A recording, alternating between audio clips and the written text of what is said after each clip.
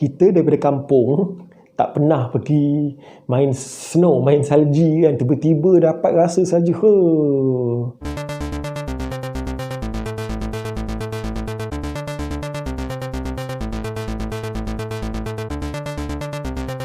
Assalamualaikum, selamat datang ke channel Saifuddin Sembang. Hari ini saya nak bercerita tentang satu pengalaman, satu perkongsian pengalaman lah. Okay? Bukan tentang pendidikan, bukan tentang sekolah, tapi pengalaman yang saya lalui, iaitu percutian pertama saya ke luar negara.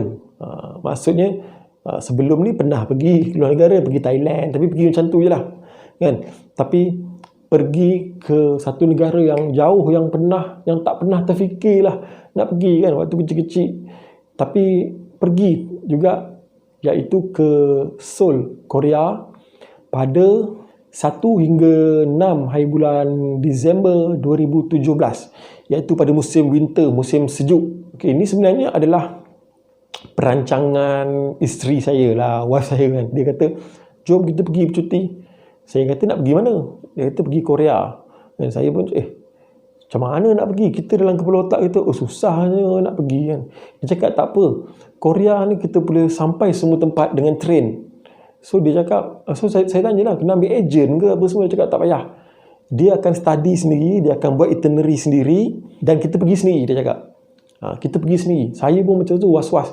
Boleh ke pergi? Tak sesat ke kan? Kita nak bahasa Inggeris pun tak berapa nak pandai. Kita pun tahu orang Korea pun tak berapa nak tak berapa mahir bahasa Inggeris. So, tapi dengan keyakinan dia, saya cakap, okey, tak apalah, kita pergi sendiri. Buat itinerary, dan akhirnya kita pergi 1 hari bulan 12 2017. Masa tu ada anak seorang kan, anak baru 3 tahun ke 2 tahun lebih kurang macam tu lah. Belum kita pergi, kita buat persediaan lah. Kita tahu kita pergi musim winter, sejuk. So kita beli baju winter, baju tebal untuk kita, untuk anak, beli pakaian.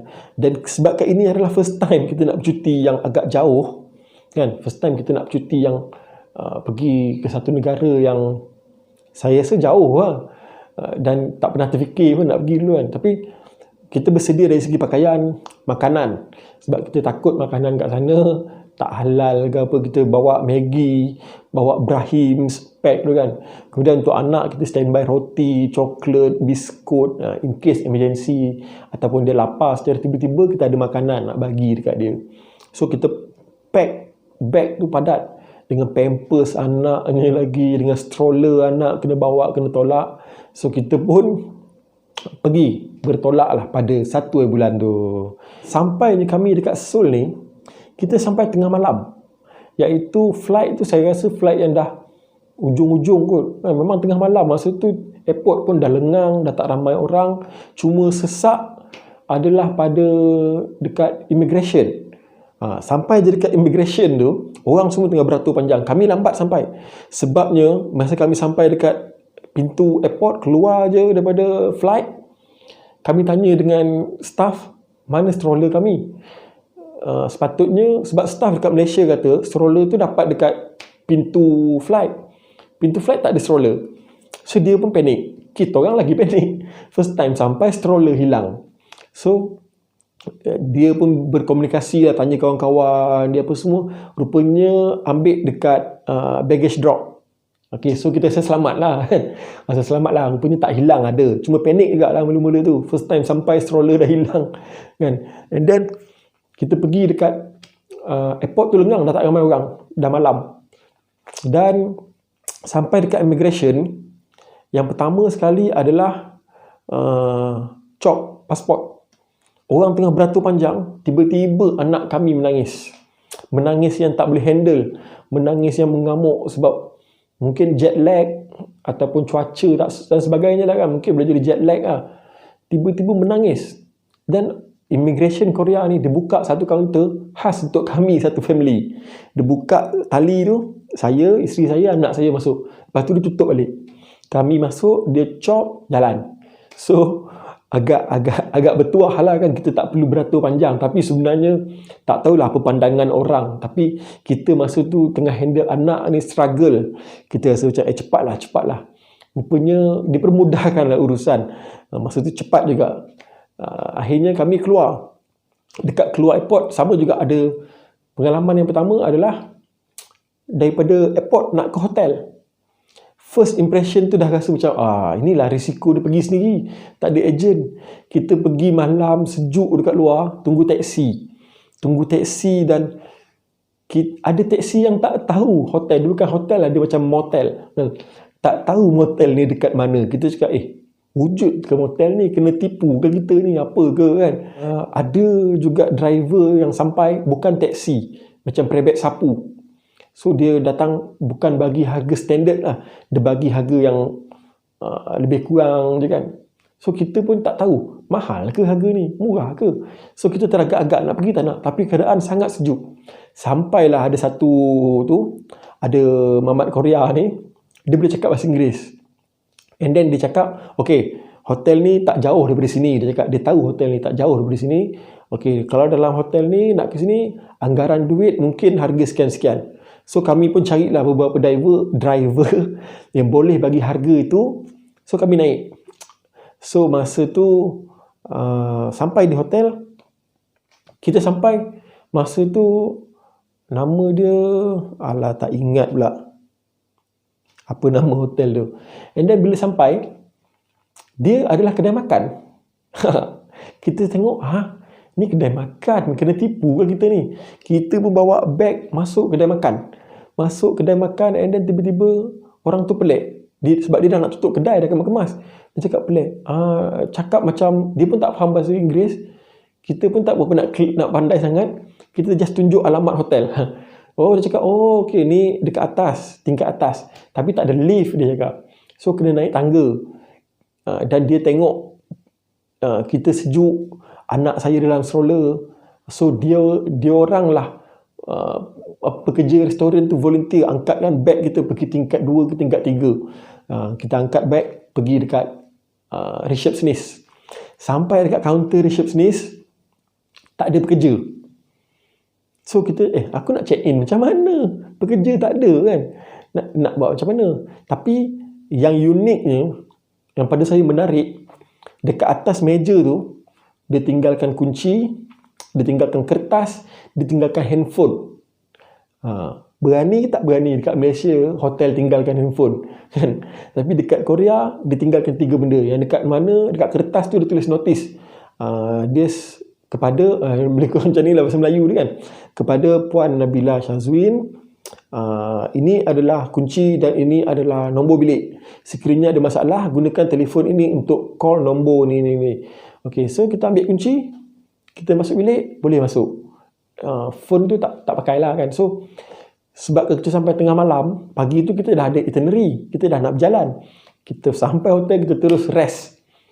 Tak lama, sekejap, terus rest, terus tidur, rehat. Bermulalah perjalanan kami pada hari yang kedua di Korea, di Seoul, Korea kan. So kita yang pertama adalah kita nak ke Gyeongbokgung Castle. Mungkin sebutan saya tak apa betul kot kan. Tapi ke Gyeongbokgung Castle ni kena naik train. So masa tu pun saya dah rasa macam inilah masalah dia kita pergi sendiri kan. Inilah masalah dia pergi sendiri. Kalau ambil ejen kan senang. Sebab apa? Kita nak cari stesen yang terdekat dalam dekat motel kita. Dalam Google Map, dalam apa semua, memang hotel tu dekat, stesen tu dekat. Kita cari mana stesen, tak ada. Kita pun berjalan-jalan dan percayalah, ni serius, kita tak tipu. Kami berjalan sampai ke church, masuk ke gereja. Punya sesat, masuk ke gereja.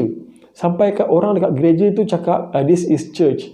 Do you believe in Jesus? Sumpah tak tipu cerita ni, betul. Dan saya cakap, tak. Salah kan, kami nak cari stesen sekian. Dia cakap, okay. Dia bagi direction untuk ke stesen tu. And then kita patah balik lah. Bila kita patah balik pun, cari, tak jumpa stesen ni. Mana sebenarnya stesen ni kan? And then ada satu orang Korea ni, dia macam pakcik sikit. Dia tengok kami lost. Dengan tolak stroller anak, kami lost macam buka handphone apa semua. Dia datang. Dia tanya, awak nak pergi mana? Dia cakap, kami nak pergi stesen ni. Dia cakap, dekat je stesen ni. Dia bawa kami pergi ke satu bangunan. Bukan satu bangunan lah. Dekat luar bangunan tu, ada satu lift. Okay, dia cakap, awak turun lift ni, Stesen tu ada bawah ni. So kami pun turun lift ke bawah, dan bawah tu adalah stesen tu. So kita cakap dekat je dengan hotel kami. Hotel kami tadi dekat depan tu je. Tapi kita tak nampak lift tu, kita tak tahu. Sebab bayangan saya adalah stesen ni macam dekat Malaysia. Stesen ni dekat atas kan. Kita akan nampak train lalu ke atas, kita akan nampak pagar stesen dalam kawasan berpagar. Stesen ada kena naik tangga apa semualah. Stesen yang berbentuk dekat atas jalan raya lah. Tapi dekat sana stesen dia dekat bawah. So itulah first day sampai, terasa macam wow, rupanya stesen dia ke bawah tanah, dan kebanyakannya memang di bawah tanah. Jadi kita pun naiklah train sampai ke Gyeongbokgung Castle tadi.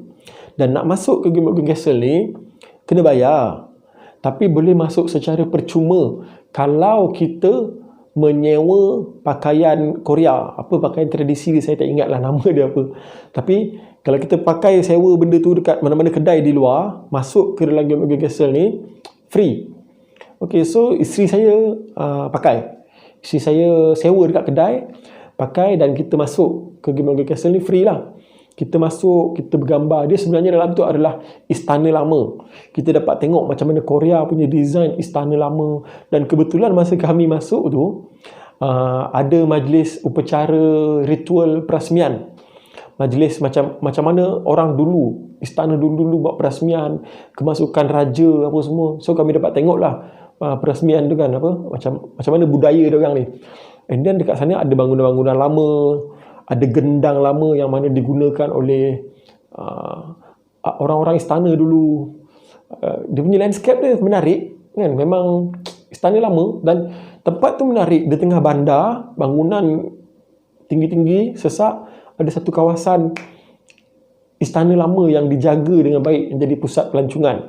Memang nice lah. Memang bila kita pergi tu, satu pengalaman baru lah yang saya dapat. Malam kita pergi ke satu tempat yang saya katakan ini favorite tempat saya sepanjang dekat Korea. Favorite tempat saya iaitu Myeongdong Street. Yang mana Myeongdong Street ni adalah, pada saya, syurga makanan dekat sana lah.